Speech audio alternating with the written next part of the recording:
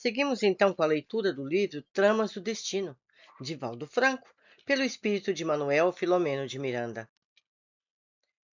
Novos e abençoados rumos, segunda parte, continuando o longo capítulo anterior, relembrando o último parágrafo. Filha conversando com a mãe, já desencarnada durante o sono. Após uma breve pausa, deu prosseguimento com um inesquecível tom de voz.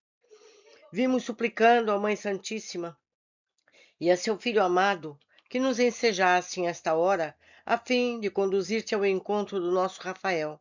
Em face de superior anuência, aqui nos encontramos, neste momento, qual recém-operado que se encontrasse semi-anestesiado, deu entrada na sala acolhedora e festiva o senhor Rafael, em parcial desdobramento pelo sono físico. Conduzido a um assento confortável, os enfermeiros espirituais que o trouxeram e aplicaram-lhe passes de despertamento. Correu o olhar perplexo pela sala. Não pôde esconder a alegria quase infantil quando identificou a esposa ali, igualmente em espírito, assessorada pela mãezinha, que se lhe afigurava um ser angelical. Artemis, minha adorada Artemis, onde nos encontramos? Deus meu, quanta saudade, quanta dor. A esposa, solícita, dirigiu o olhar à mãe, interrogando sem palavras. Ante o delicado sorriso de assentimento que lhe assinalou a face nobre, em resposta, avançou e abraçou o companheiro em lágrimas de incontida alegria. Os esposos, após o abraço mudo demorado, interrogaram-se apressados, qual se receasse a interrupção do momento feliz que pretendiam alongar indefinidamente. O enfermo trazia esculpidas no corpo espiritual as marcas redentoras da hanseníase, que lhe assinalava em face da plasticidade do perispírito ainda encharcado pelas vibrações pesadas que experimentava. Ou seja, as marcas da hanseníase, da lepra, que são a perda de partes do corpo, estava também no perispírito e a esposa pôde ver. Isso é que se passou. Referia-se à ausência sofrida que sentiam, aos sofrimentos, aos filhos. E Lisandra, como passa? Interrogou aflito, exteriorizando amargura. Antes que a esposa dissesse alguma coisa, a respeitável mentora do grupo, a mãezinha, acercou-se, interceptando-lhe a resposta e esclarecendo. Logo mais a traremos aqui. Reunimo-nos graças às bênçãos dos céus, a fim de examinarmos as responsabilidades que nos dizem respeito perante a vida, nos graves dias da nossa atual conjuntura. Somos jornadeiros dos longos roteiros do tempo. Erramos e reencetamos o cometimento, caímos e tentamos o soerguimento.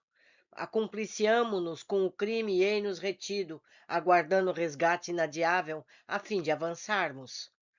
Com a mente carnal, podeis compreender que a vossa atual experiência física é bendita oportunidade, que merece valorização.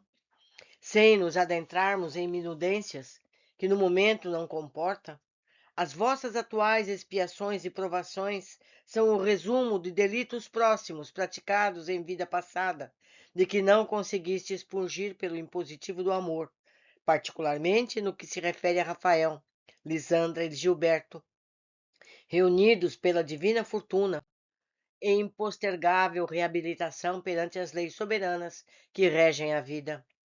Engastuladas em masmorras de sombra e ódio, supliciadas da revolta incontida, fixadas ao pelourinho da vingança, demoraram-se diversas vítimas das arbitrariedades de que o nosso Rafael se fez responsável. Há instâncias também de Lisandra, todas elas gritando por vingança, presas aos vossos espíritos em razão dos impositivos crime, castigo, dívida, resgate que cada um elaborou para si mesmo. Não vos surpreendais ante a contingência de dor e reflexão ao assodar de 1000 agruras libertadoras que funcionam sempre como drenos para as vossas consciências culpadas, culpas que temos quase todos nós em vias de redenção. Nossas Artemis e Ermelinda, como sabeis oportunamente, se nos vinculam por outros processos menos danosos e se procuram ajudar-vos, atenuando vossas dores, enquanto elas próprias se libertam dos velhos e complexos dramas que carregam na alma e que agora expungem com integral submissão à vontade divina. O ambiente, pleno de fragrância indescritível, transudava a paz. A interlocutora, desejando imprimir de forma indelével os esclarecimentos na alma de quem ouvia, absortos pela pujança da narração, continuou: Vossas dores não alcançaram o clímax. Necessário lograr o cume do monte para conseguir-se maior horizonte visual. Assim também é imprescindível alcançar o ápice do sofrimento para poder superar a complexidade dos gravames infelizes. As enfermidades físicas e psíquicas que vos avassalam têm as suas patogêneses nos recessos da alma endividada, que faculta, por desarmonia vibratória, se desenvolvam os agentes mórbidos, favorecendo-os com a fácil proliferação, mediante a ausência ou diminuição das defesas orgânicas que foram destruídas pelo comportamento moral espiritual. O mesmo ocorre na esfera psíquica, em que se resumem as lembranças inditosas, não frenadas pelo total esquecimento da reencarnação, ou cujas ações nefastas desarticularam os centros de matéria mental que se organiza dentro da esquemática tormentosa ou deficiente, resultante do abuso, como as sobrecargas mefíticas que as venceram. Além disso, a instância do intercâmbio psíquico com os adversários retidos fora das roupagens físicas, mais se agravam os problemas, surgindo os processos muito variados e difíceis de solucionar-se a curto ou médio prazo. Então, o que ela está explicando? Que os problemas deles, físicos e emocionais, são resultados de atitudes que eles tiveram em vidas anteriores e que, além disso, os espíritos que foram prejudicados seguem junto deles, tentando vingar-se do passado. Certo? E, com todas essas palavras lindas, o resumo é isso que ela disse. Enquanto não se reabilitem, os infratores, atestando a excelência dos seus propósitos, não diminui a sanha de seus perseguidores. Portanto, em alguns casos, que não são poucos, mesmo diante da renovação do ex-algoz, as antigas vítimas não cedem na louca obstinação a que se entregam e em que se exaurem, enquanto não se lhes lucidam os espíritos enlouquecidos as benditas claridades do amor e do perdão. Portanto, a contribuição da honestidade e a paciência na dor são de incalculável valor pelas energias que produzem a benefício do próprio paciente, como um feito moral junto aos seus sicários infelizes. Os ouvintes dilatavam o entendimento ante os oportunos esclarecimentos, já que se facultaram espontaneamente a dar curso equilibrado às existências. Sr. Rafael, que já se iniciara no estudo do Espiritismo, compreendendo toda a extensão dos informes preciosos, evocou a figura generosa de Cândido. Como se houvesse exteriorizado o pensamento, a venerável desencarnada interceptou-lhe o raciocínio, asseverando: Nosso Cândido está aqui conosco. Foi ele um dos auxiliares que o trouxe sob a inspiração do seu instrutor espiritual, a quem solicitamos permissão e ajuda. Conhecendo a ascendência moral do nosso amigo, concertamos que seria ele o indicado para este cometimento ao seu lado. Sr. Rafael sentiu delicada pressão na destra espalmada sobre o seu ombro. Erguendo a cabeça na direção da pessoa que o acaricinhava, deparou-se com o caridoso tutor fraternal e amigo. Embargou-se comovido. Cândido, a seu turno, ciciou ao seu ouvido.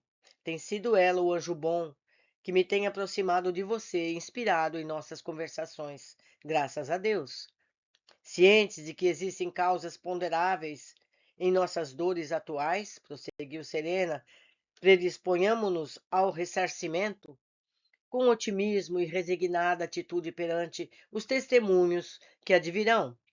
Se lhes rogarmos, o Senhor nos concederá forças, ainda mais agora que a doutrina espírita alcança as paisagens mentais de Rafael, que certamente desejará espraiá-las em direção dos familiares, a fim de atenuar-lhes o sofrimento ante as conjunturas dolorosas.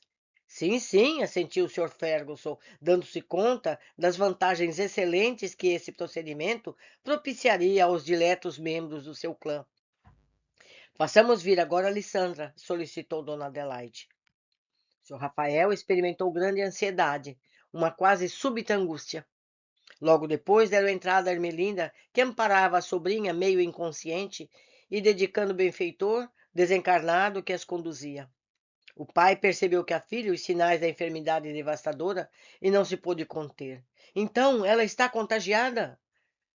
Não por você, meu amigo, respondeu a avó da enferma, mas por ela mesma, pelos próprios atos. Observe atentamente, acalme-se e conclua por si mesmo. A jovem relanceou o olhar pela sala, atônica, sem identificar os circunstantes. Quem me chama? Interpelou com expressão perturbada. Que quer de mim? Por que me chama de Anete? Quem? Hermínio Lopes? Onde está? Onde? Não deixe-me em paz. Não, deixe-me em paz. Você morreu. Oh, que horror! É você. Tomada por invencível pavor, toleimada, agitou-se e tombou numa perfeita convulsão epilética. Ou seja, ela está lembrando dessa relação da vida anterior.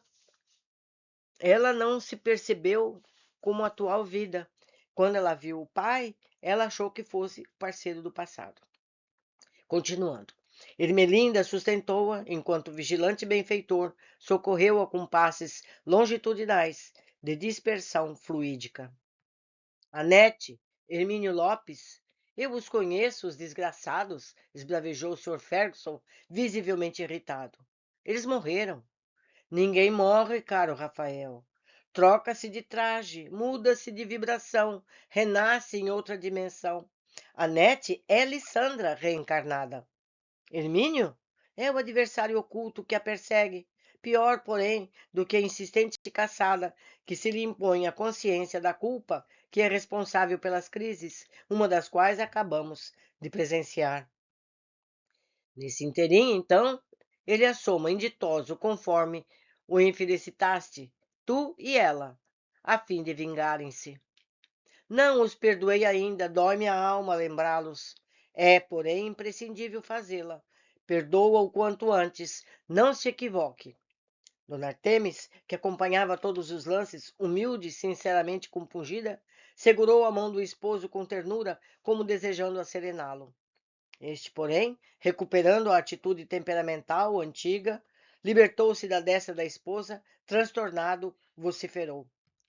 Traidores infames! Eu sabia, sim, que no meu amor por esta filha desgraçada, um surdo ódio e uma terrível desconfiança me infelicitavam. Bandidos! Calma, Rafael. Por hoje basta. Agora repouse, durma, esqueça o que o perturba, a fim de somente recordar o que lhe agrada. Durma. A meiga e rítmica voz de Dona Adelaide e o impregnar de forças anestesiantes no paciente levaram-no rapidamente ao sono. Abraçando a filha e Ermelinda, a dama espiritual orou com unção, enquanto energias revigorantes estabeleciam o clima de paz e beleza espiritual no ambiente. E Gilberto, mamãe? Indagou a senhora Artemis.